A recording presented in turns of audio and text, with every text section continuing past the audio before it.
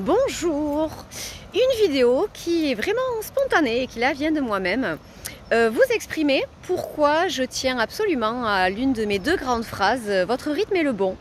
Alors je profite de ce merveilleux soleil, voilà, et de ce cadre dans la nature. Vous entendez la rivière à côté. Donc voilà, ça fait du bien. Je fais ma petite cure de vitamine D pour continuer la journée au top. Donc votre rythme est le bon.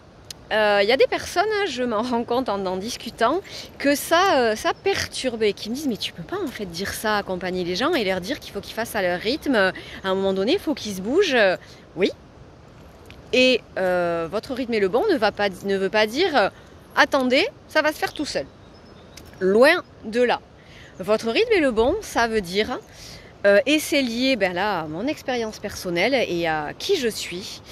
Y a des gens qui fonctionnent très bien avec les dates butoirs, les ultimatums, les j'ai décidé de faire ça aujourd'hui, donc il faut que je le fasse aujourd'hui. Tant mieux.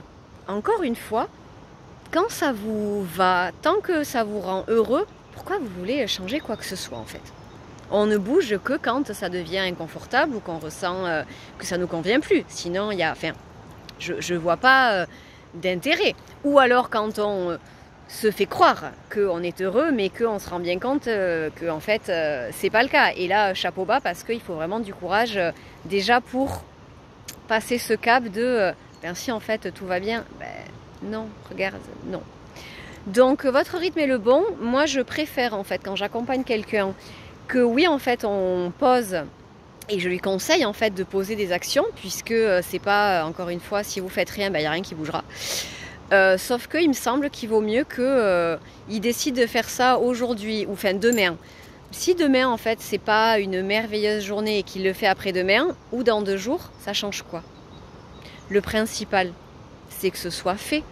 Le principal que conseiller à quelqu'un de faire ceci, de faire cela. Le principal c'est qu'à un moment donné il arrive à le faire. Alors encore une fois, il ne faut pas oublier de se responsabiliser. Et oui, on peut taper en touche.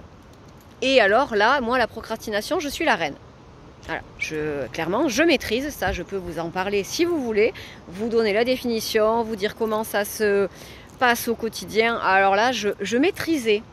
Voilà, l'une des grandes choses qui ont évolué ces dernières années et particulièrement ces derniers mois, c'est ça, c'est la notion en fait de responsabilité, de reprendre sa responsabilité et donc de mettre les choses en action. Mais je peux vous confirmer qu'on peut tout à fait mettre les choses en action et en se respectant et en respectant son rythme. Et voilà pourquoi ça me tient autant à cœur. On y vient, je viens de le prononcer, se respecter. Se respecter en fait, c'est la clé de tout.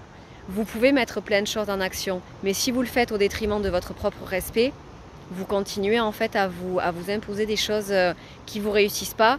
Et donc c'est l'opposé, en tout cas dans ma conception, c'est l'opposé du développement personnel et du cheminement vers le mieux-être que vous avez entamé. C'était la petite explication du jour. Bonne journée!